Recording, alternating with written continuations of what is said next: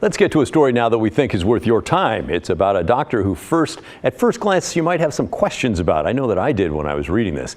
He lost his medical license in 2 states, but now he's running a psilocybin practice or magic mushroom facility in Northwest Portland.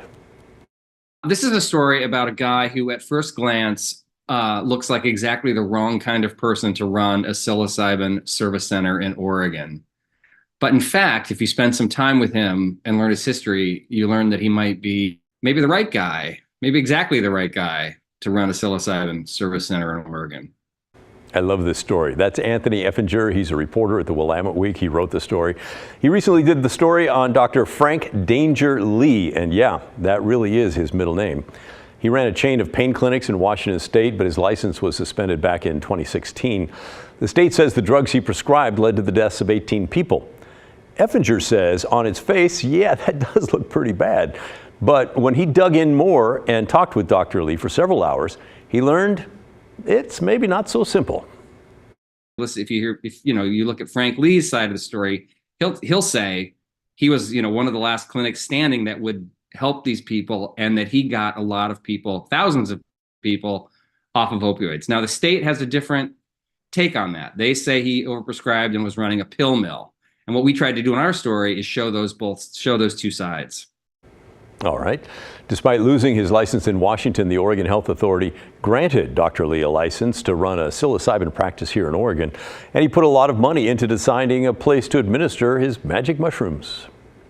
He decided to plunge headlong into the approval process and the bureaucracy, which is substantial, right? The Oregon Health Authority puts you through the ringer when you want to open a psilocybin service center. And he chose to do that. And, they took extra time with him, by the way. OHA said they opened an investigation when they got a complaint about his background, and they paused his application process, did the investigation, and then decided he was okay to approve. So yeah, Frank put himself through, a regulatory process that a lot of people in Oregon who are dealing with psilocybin are not doing. So there's that.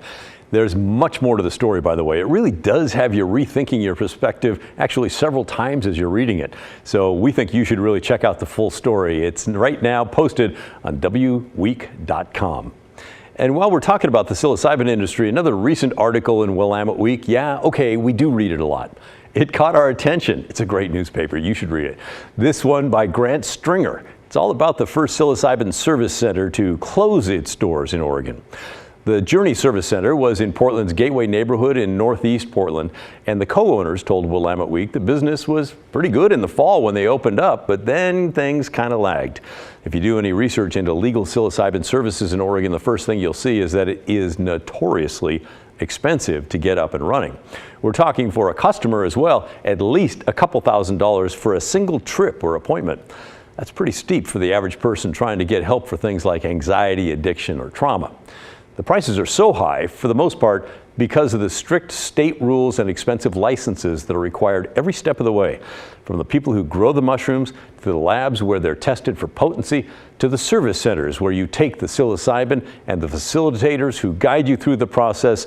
It is license, license, license, which translates to cost, cost, cost. And that's the balancing act going on now in Oregon's psilocybin industry. The cost to operate and the ability or not to make a profit, which depends on the price the customers are willing to pay. The Oregon Health Authority started accepting licenses for applications in January of 2023, with service centers opening in the summer of 2023. So here's the lay of the land right now. There are 9 licensed manufacturers or growers in this state. Only 2 labs, so a bit of a bottleneck in the system there.